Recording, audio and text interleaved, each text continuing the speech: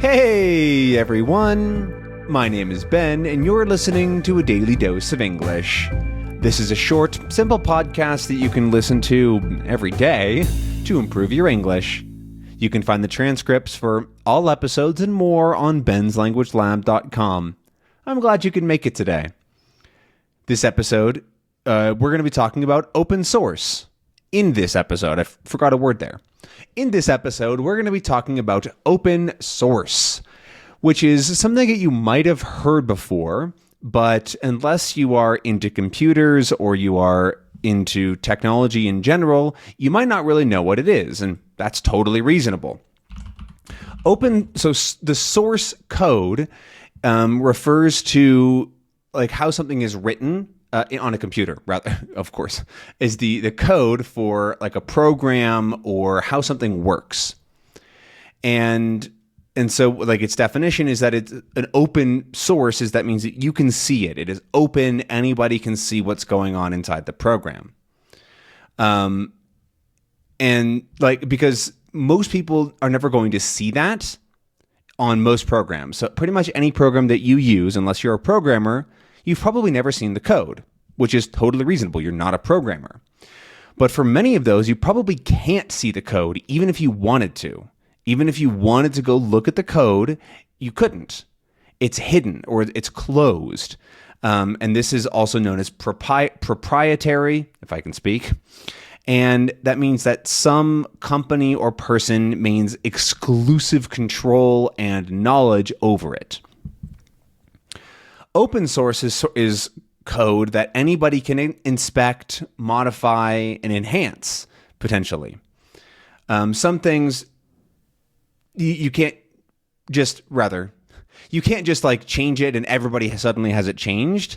There is a process for making changes so that they only get better. But theoretically, anybody can contribute, is usually the word used, contribute to an open source project. And the reason that I wanted to record or thought of recording this episode is, one, it's important to me. I use as many open source things as I can in my day-to-day life. And also because the program that I use to record these videos with, OBS, recently got an update and it made me think about open source. And OBS, by the way, stands for Open Broadcast Service, or I think it's service. But it's open broadcast something. And that open part is the idea that anybody can use it and modify it and change it. And so there's even some companies that sort of have just essentially stolen the source code. It's not actually stealing because it's open, it's free to use, and then made big changes and done things. And that is totally fine because it's open source. The idea is that anybody can use it.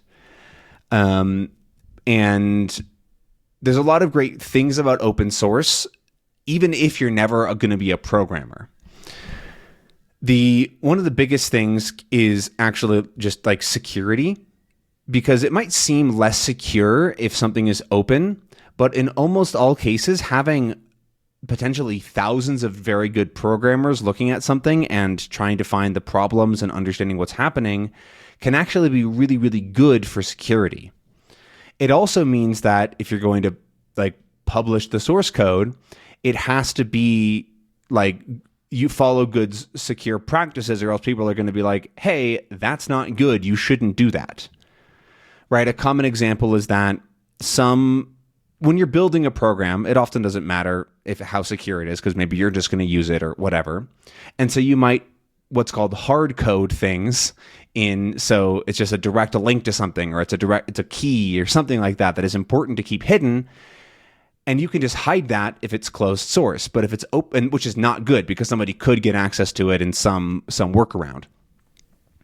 And so having things open means that kind of thing is either caught or just not even ever done in the first place. And there's a lot of really good reasons that come from security in that sort of sense. People are able to see what's going on exactly and go, okay, this is fine, or hey, that's not cool. Right? If you use a phone, for example, that is closed source, which is pretty much all of them, and especially things from Apple or Google, you have to just trust that they're doing good stuff with your data and with what you're doing. Sure, it's not necessarily going to impact your life, but like, do you really want to not know what's happening with the photos of your child or your dog or whatever? Like, sure, you don't necessarily have to be super private with everything, but also if you're putting this into the hands of somebody or a company really that has no morals, they do not care about you. They only care about making more money. And so at least if those companies are forced to be open with what they do, or not even forced, but like choose to, actually, because you don't have to, if they choose to, they at least have some level of responsibility to be like, yeah, we're doing things fine. Right? It's sort of like if, is there another example it's like if you go to a restaurant. If you go to a restaurant and you go, hey, can I look inside the kitchen? And they go, nope. You go, why can't I see inside the kitchen? Is it like really dirty? Are they spitting in like what's going on back there? I have no idea. And you can't see, so you just don't know. But in a restaurant where you can see into the kitchen and you can like just see the workers and what they're doing, you can feel a little bit safer that they at least can be seen with what they're doing. And so that's a really big thing about open source. It's just that general ability of control, and not necessarily of security, but then also control, because you know that you don't have to worry about something breaking or you just getting kicked off of it or whatever. Right? So an example is actually another open source piece of software I use is Audacity, which is I only use it really very occasionally for some audio recording. And I'm actually using a very old version, which is fine. Like, I can just do that. It's really old. It works on my computer fine. I don't need it to be updated. But most companies are going to update their things and then usually require you to use those updates. If you've ever played video games online, or played video games, not even online, if you ever played video games in 2024, you know that some games require you to update whenever you to go online or when you open the game. It's like, okay, new update available. You have to download it now or else you cannot play. And you go, well, I don't really want it. The game works fine. I want to just play my game, please. And they say, nope, sorry, you have to do this. And so that is another big thing. It's like you have more control. You can do what you want with the software, even if you're not a programmer. Right? That's the big thing that I think a lot of people maybe don't fully realize, is that it's not just a thing for programmers or big computer nerds or whatever. It can be a very important thing for everyone. Another good example is like Adobe software. Adobe software is very common for like Photoshop, Adobe Edit, all those things. That's very closed source and you have to pay for it all the time. And you're on the hook for that forever. And it often doesn't even work as well as like the other. I'm not actually going to get into it. I don't know quite enough about it, but the idea is that if you decide to not pay for Photoshop, you no longer can use it legally. And you have to rely on other software that isn't the same, that you have to relearn.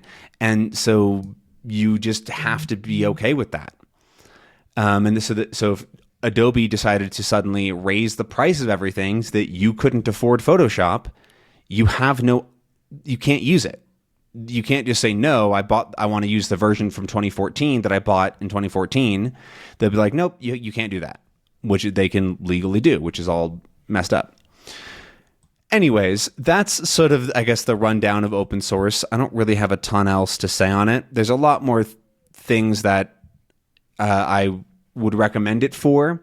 And so if you can, use open source stuff. This does not mean that it's always free, by the way. A lot of open source stuff is free, but it's also that you have access to the source code. And so especially if a company is charging for free, like their open software, think of it as a good thing. That just means that there is more security and control and stability in general with the program. But that's all that I really have to say on this topic. I find it really interesting, and I hope that as the big companies grow and grow, more people decide to use the things that are open source to protect their own computer use, essentially. But that's all for today. Thank you so very much for listening. I hope that you enjoyed and maybe learned a little something. But that's all from me, and I'll see you again tomorrow. Have a good one. Bye.